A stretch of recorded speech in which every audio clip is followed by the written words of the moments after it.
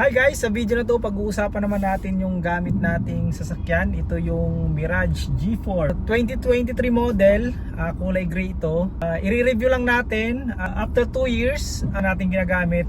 And hindi lang basta gamit dahil nga almost everyday natin to ginagamit dahil pinapang-grab natin. So, kumusta naman nga ba yung performance ng Mirage G4 natin after 2 years? So, ngayon ito yung honest review and ito yung mga na-obserbaran ko and i-share ko sa inyo para sa mga gustong kumuha ng Mirage G4 and gusto nyo ipang grab, so gusto nyo ipang harabas. So ano nga ba yung mga disadvantage and advantages ng isang Mirage G4?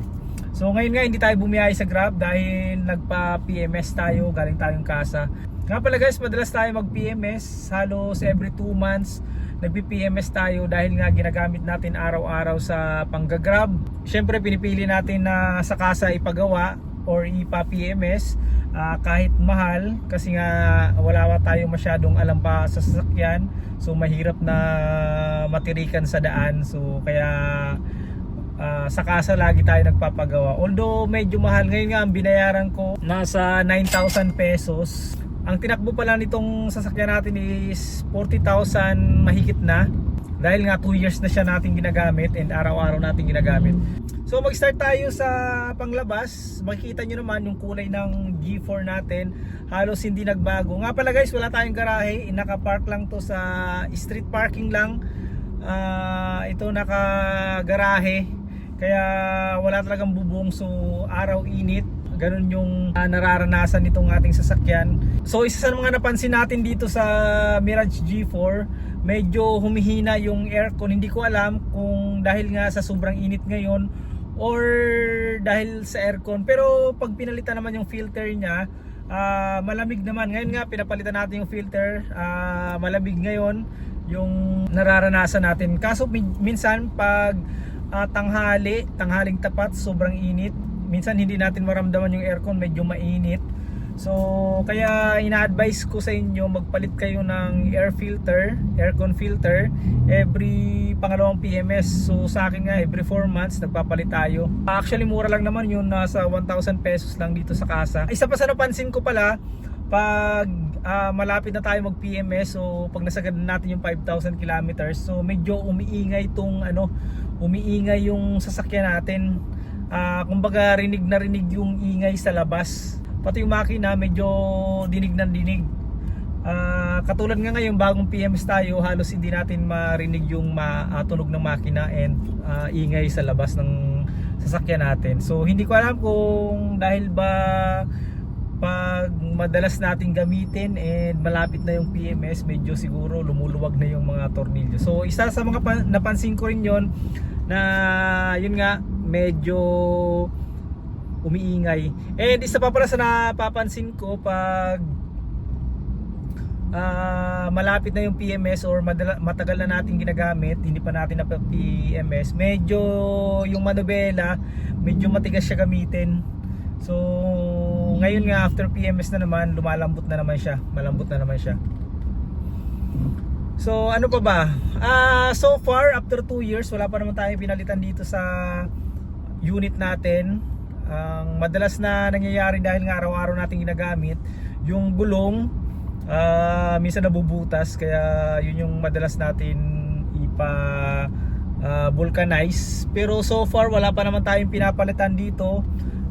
Maliban sa battery nga pala, nakadalawang battery na tayong palit. So actually yung isang bili natin nasa kulang-kulang 6,000, and then yung pangalawa nga dahil under warranty pa siya, so libre naman na binigay ng Motolite. So bali isang beses pa lang tayo gumastos sa battery, pero 2 beses na napalitan ng battery nito. And isa pa nga pala guys, yung ilaw ngayon after 2 years, medyo nagloloko yung ilaw ko. Yung T-light natin medyo nagloloko, pero gumagana pa naman siya. Kunting pukpok lang bago siya gumana, pero minsan tuloy-tuloy naman yung ilaw. Sa arangkada guys, medyo maayos naman yung arangkada ng sasakyan natin. Halos ganun pa din naman mula nung pagkakuha natin. hindi naman nagbago yung performance niya. And isa pa pala guys, napansin ko dito medyo tumaas yung consume ng gasolina nito. So hindi ko alam kung dahil nga sobrang traffic na ngayon compared doon sa dati 2 years ago, or tumataas talaga yung consume nung Mirage pag medyo matagal na. Dati kasi minsan umaabot to ng 12 kilometers per liter city driving. So ngayon sa observation ko nasa 8 to 10 kilometers na lang city driving. So dahil nga araw-araw nating ginagamit dito sa Metro Manila and minsan ma-traffic. And isa pa din pala sa mga factor dahil nga sobrang init dito sa Metro Manila. So sa panglabas and sa makina, wala pa naman tayong pinalitan dito so far. Dito sa loob, halos parang wala namang pinagbago. Medyo may mga gas-gas lang, and madali kasi magasgas yung nito, panel sa loob, madali pumuti. And then sa upuan naman, mayroon mga stain dahil nga sa minsan nasusukahan ng anak ko pag nagbibiyahe kami. And then nga pala, ang kulay nito is gray. So hindi siya halata yung mga gasgas. Actually marami na tong mga maliliit na gasgas, yung mga hairline, pero hindi siya masyado halata dahil nga sa kulay niya. Kaya yung pinili namin yung kulay gray, para hindi masyado halata yung mga gasgas. So far okay pa naman yung natin, yung Mirage G4 natin 2023 model, maliban lang dun sa mga nabanggit ko nga, medyo umiingay yung makina pag matagal natin na PMS, pag malapit na i-PMS. Tapos yung aircon medyo humihina siya, lalo na pag sobrang init talaga ng panahon. Ngayon sobrang init kasi ng panahon ngayon dito sa atin sa Metro Manila. And dun sa gas nga, napapansin ko na medyo tumataas yung konsumo niya ng gas. And doon nga pala sa Marbella, medyo tumitigas din siya pag malapit na tayo mag PMS. So pero so far wala pa namang major problem na nararanasan tayo dito sa G4 natin. Ngayon nga pagkatapos ng PMS, so parang bago ulit yung sasakyan natin. Napakalambot ng manibela, tapos napakatahimik ng makina, and napakalamig yung aircon natin ngayon dahil nga pinalitan yung filters.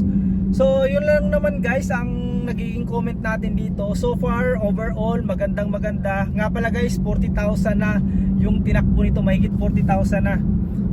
Dahil nga 2 years na natin itong ginagamit, and hindi lang basta gamit dahil pinapang-grab natin, araw-araw po natin ginagamit to. Nasa 200 kilometers per day yung tinatakbo natin.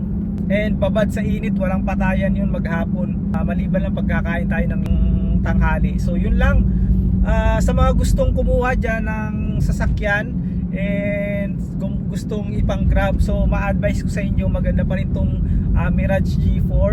Matipid siya sa gas compare dun sa ibang